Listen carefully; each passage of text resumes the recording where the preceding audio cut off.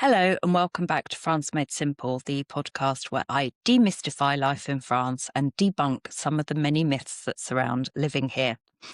Now, as some of you may know, I've recently got back from the UK, and one of the things that came up whilst I was there was chatting to friends about travel options for getting to and from France, especially as a couple of my friends had recently travelled on the Eurostar from the UK to France and couldn't believe how great the overall experience was. And obviously, I'm always encouraging my friends to come back here and visit me. So there was a lot of conversation about travel and trains and the Eurostar, and I thought it might be good to do a sort of short episode this morning about how it actually works. Because obviously, yes, we all know it's a train and it goes under the channel, but there's a few sort of handy tips and hacks that might be interesting if you're thinking about coming to France on the train. So the first thing to bear in mind is that this isn't the Orient Express. A couple of my friends were quite surprised at how unluxurious it was. And it's true that since Brexit, thank you, Brexit, it has become a bit less user friendly in terms of the fact that the trains are way more crowded because they are running less trains because it takes longer to get people on and off going through customs formalities. And as a result, it's a lot more crowded than it used to be. Prior to 2020, I was travelling back to the UK quite regularly on Eurostar, sort of every 6 weeks or so to visit my parents. And quite often I'd be, there wouldn't be many people in the carriage at all. It was very rare that I had to have somebody sitting next to me. And that's no longer the case, sadly. Although having said that, on the way back, I didn't have anybody sitting next to me, which was very nice because I managed to stuff my coat into the side of the seat between me and the window and slept all the way, which was wonderful, especially as it's a 6 a.m. train. Anyway, that's another story. So it's not the Orient Express. It's a very practical shuttle service that will get you to and from the continent in a very painless manner. I think it's a lot better than flying. And a lot of the time people say to me, oh, but it's so expensive and you can get flights for 20 quid. Well, yes and no. For me, I've done the calculation. And by the time I drive to an airport, never mind paying for parking or having to leave my car in a fairly sort of unsalubrious neighbourhood, waited at the airport, got on the plane, paid for a suitcase because I can't do a week in the UK with just carry-on luggage. And anyway, then I can't bring back Marmites and crumpets and tea bags and all of those other kind of little things that I like to stock up on when I go back. So paid for a suitcase, Ryanair now, there's almost a surcharge for flipping everything. EasyJet's slightly better, but then also paid to get from the airport back into London. I don't think there's much cost difference at all. And on occasion, the Eurostar's actually even been cheaper. Plus, if you book ahead, like well ahead, you can get some really good deals. So the first thing you need to do is download the Eurostar app, which works brilliantly. Join the Eurostar, whatever it's called, Frequent Traveller Club, because the points do add up. I've just noticed that I've now got £5 off my next trip. And if I keep saving up, one day I'll be able to upgrade to first class with all the posh people. So download the app, and I would start by booking or looking at tickets that are advertised as being the best price. And if you're flexible on travel dates and you book well ahead, the London-Paris or Paris-London route starts at €44 single. So that is not a lot at all. And those trips tend to be in the early morning or late at night. But again, if you book far enough ahead, you can get trains that leave at a perfectly civilized time of day. In the middle of the day, the fares often rise to as much as 375, which is obviously geared at the business traveller.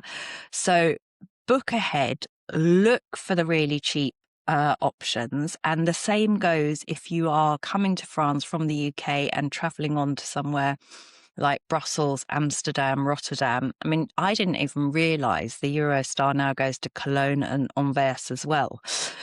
Equally, if you're already living in France and fancy a trip to Brussels, Amsterdam, Cologne, whatever, if you book ahead and look for those cheap tickets, those range from Paris from 29 to 35 euros, which is just, an incredible bargain.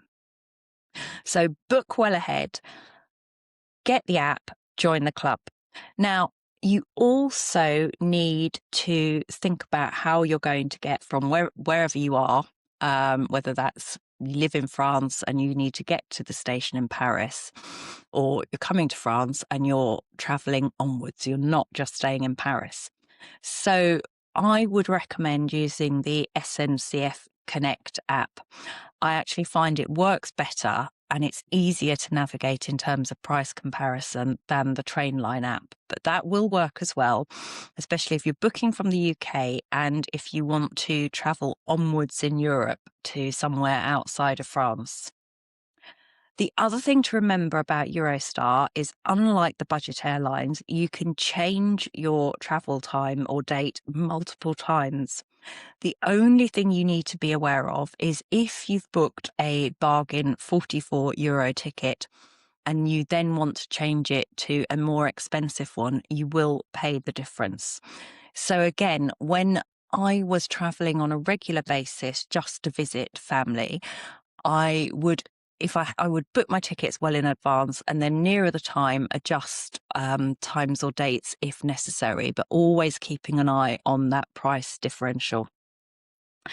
Now, I mentioned that the early and late trains are often a lot cheaper, which is fine if you're leaving from Paris or arriving into Paris and you're just staying there. That's no problem if you arrive at 9 o'clock at night. However, if you're traveling to Paris and then trying to travel onwards, there might not be a connection. Now, this could be a problem, but it often isn't, because the cheaper tickets are so much cheaper that it may well be worth getting a cheap hotel in Paris, staying the night there, and then taking another train the next morning. A night in Paris is a night in Paris, not to be sniffed at. The same goes for travelling back.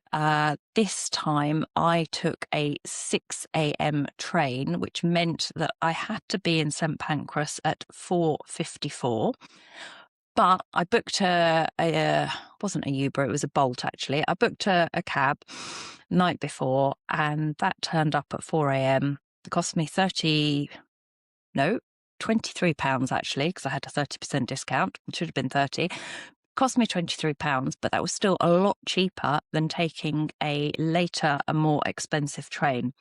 So you need to factor all of those kind of things into your booking and work out which option is going to be the best for you in terms of time, convenience, and cost. But again, if you pre-plan and do it ahead, it's quite easy to get a really good deal.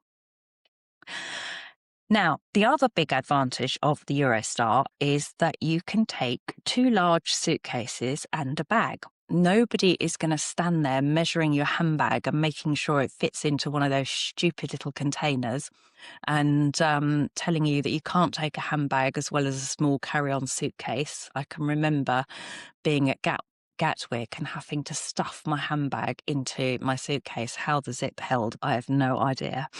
So it's a lot easier. The only restriction is that you must be able to carry or lift your suitcase yourself, because when you go through security, you will need to lift your case onto the kind of conveyor belt things that go through the X-ray machines. Are they X-ray machines or do they just scan things? I don't know. Anyway, you need to be able to lift it. I've seen people struggling and they do get some help, but it doesn't make for a pleasant travelling experience if you are lugging a heavy weight with you.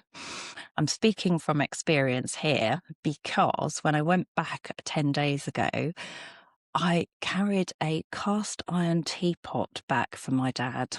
And that plus his kilo of coffee beans, plus various requests for French chocolate and all kinds of bits and bobs for other people, I think I must have had a case that weighed around 40 kilos, and it was not fun dragging it through security, but I managed. So get yourself a decent suitcase with swiveling wheels so that you can push it forwards as well as dragging it behind you, and you should be all right. What I do as well is I take a lightweight hold-all inside my suitcase so that if I buy too many packets of prawn cocktail crisps and Tetley tea bags on the return, I can stuff all of the light stuff into the hold-all, loop it over my suitcase and hoist it on my shoulder if necessary. So that's my top tip. Take an extra bag so you can fill it up with goodies in either direction. If you're coming back from France, you might want to stockpile on macaroons and olives, whatever it is that you need to keep you happy on the way home. You can put it into your lightweight hold-all. I would also recommend taking your own food for the journey, because whilst there is catering on Eurostar and it's not bad, it's expensive. And the Eurostar terminal in St Pancras wins my personal award for the most expensive croissant I have found to date, which I think was £4, which is just outrageous given they are, €1.10 in France. So take your sandwiches and ignore all of those scaremongers on online forums that will tell you that you will be arrested at customs if you take a cheese and pickle sandwich into the UK or vice versa. Nobody's going to inspect your sarnies. You'll be fine. Having said that, maybe avoid tuna for the people sitting next to you. Take sarnies, take a large bottle of water, because again, water is ridiculously expensive in the UK for us in France, who are used to paying nothing for water or virtually nothing. A few centimes, being asked to pay £2.55 for a miniature bottle of water is a bit of a culture shock. So take provisions, and I do always make a lot of sandwiches because travelling makes me hungry. And I had eaten my first cheese and pickle sandwiches by the time I'd got on the first train on my last leg home, because when you get up at 3:30 to get a cab at 4, by 6:30 or 7, you feel like you've done a few full days' work, and you do need some sustenance. Now, if you're arriving at Gare du Nord from the UK, beware of the taxi touts. It's, I think, one of the worst stations in Paris for that. The minute you come off the train, people will be running up to you, offering to take you on a mobile scooter taxi or a taxi. And I've even had problems there where I've booked a Uber and got into the wrong one because people have kind of accosted me in the street and put my bags into their car before I realised what was happening. So be aware of that. It's not the end of the world. This is still France. It's still a super safe, super civilized country. But especially when you're tired and you've been travelling, you can be a bit discombobulated. So just be aware that, I would recommend walking outside of the station or going to get a coffee somewhere, taking a deep breath and kind of recalibrating before you get on with the next leg of your journey. Now, this time I finally braved the metro system because I had kind of a reasonable amount of luggage. If it is very heavy, I do recommend getting an Uber between stations, especially if you haven't got, well, I don't know, if you haven't got too long, the traffic in Paris can be so bad that it could be risky. Normally, I find that going from Montparnasse, where I arrived, to Gare du Nord, an Uber works really well. And normally when I'm going back to the UK, I'm quite laden because everybody's asked for their coffee beans and saucisson and michiko sweets, etc. But this time, on the way back, I braved the Paris metro system, and I found it was incredibly easy to use, very cheap, and got me there incredibly quickly. What you need to do is download the IDF, Ile-de-France, Mobilities app, which is really user-friendly. All the ticket machines in the stations are also, you can put the screens into English, but having the app on your phone means that you can buy tickets on your phone or you can top up your Navigo pass. I recommend buying and using your phone or even your Apple Watch, simply because I currently have, I think, 2 or 3 Navigo passes on the go, because invariably I arrive there and realise that I haven't got that in my purse. And they're only paper, so they're quite easy to mislay and lose, especially if you're disorganised like me. So I really recommend doing it all on your phone. But what I would say is make sure that all of your apps are downloaded and connected and you're logged in before you start travelling. Easy to say, I know, but you don't want to be standing in the ticket office in a station in France with people bustling past you 1,000 miles an hour, trying to log in and connect your app. You don't want to be doing that on the metro. Do it beforehand. But once you've got that app downloaded and on your phone, it's super easy to use. And, it will tell you exactly where you need to go and when. And it really is idiot proof. And I'm speaking as an idiot. Going through security is also much easier than when you travel by plane. For a starter, there's no restriction on liquids. It's less rushed. It's just a whole different experience. But again, the Eurostar app is really good for telling you exactly what to do and exactly what to expect. And I can't remember which way round it was, but I remember that either coming from France to the UK or going from the UK to France, one way you did need to take your belt off and put it in the plastic tray, and the other way you didn't need to take your belt off. I mean, really. But anyway, top tip there, wear a pair of trousers that don't require a belt or a dress. And that's one less thing to take off and put into your plastic tray. But, the whole security experience is a lot easier and a lot simpler and just less hassle and less shouting and less stressful than it is when you go through security at a UK airport.